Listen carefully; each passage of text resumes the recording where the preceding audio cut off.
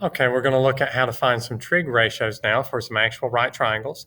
So our first step is we're going to do what we did above. We're going to label the sides of the triangle as opposite, hypotenuse, and adjacent. So this is angle A, which is what I'm doing in terms of.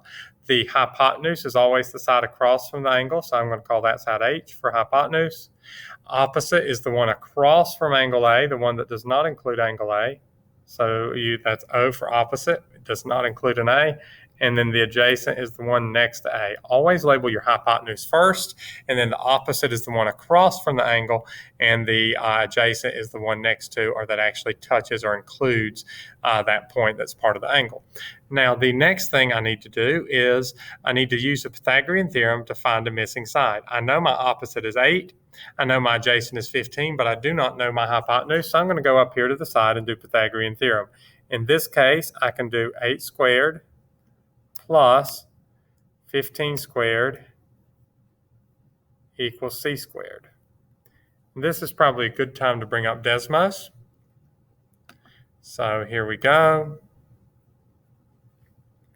I can have 8 squared plus 15 squared, and that's 289. So to find out what that is, I can just do the square root. And you can always type in SQRT or pull it from your function menu, your little calculator thing. But anyway, you get a 17 for your answer there. So it turns out that the hypotenuse is exactly 17. If that was a radical, I would need to simplify it, but I'm thankful it was not in this problem. So I have a value of 8, 15, and 17.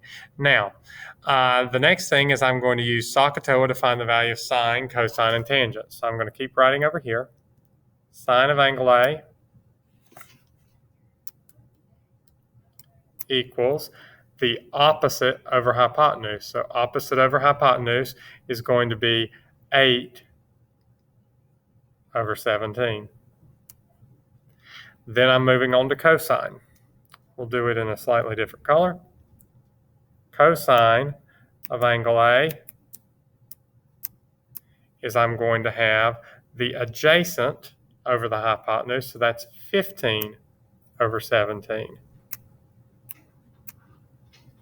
And then I'm going to have the tangent. And the tangent of angle A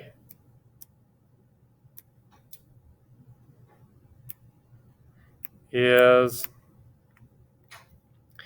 the opposite over the adjacent. So it is 8 over 15.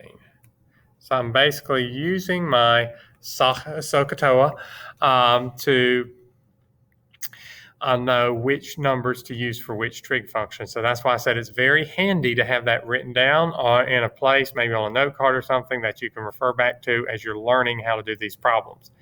Now, there are actually these are your basic trig functions, and those are the only ones you probably saw in Math 2 or any previous trig course, and it could be because of COVID. Some of you didn't see this in Math 2.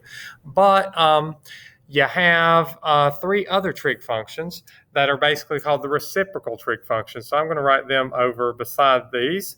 The 3 other trig functions include cosecant, which is the opposite of tangent. So I'll just write it over here so I'll have more room. Cosecant of A, is the opposite of sine. So I just flip sine upside down, and it's going to be 17 over 8. So it's really easy after you find sine to figure out cosecant. The cosine, what goes with it is the secant. So the secant of angle A, I'm going to flip that upside down. So I'm going to have 17 over 15. And then the cotangent is going to be flipped upside down for tangent. So cotangent of A is 15 over 8.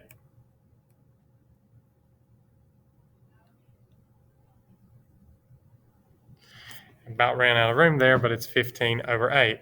Now, one way you can remember how these pair up is the ones that have the co's go with the no co's. So you notice the one that the sine does not have the word co as part of its name, matches up with cosecant, which does have the word co as part of its name.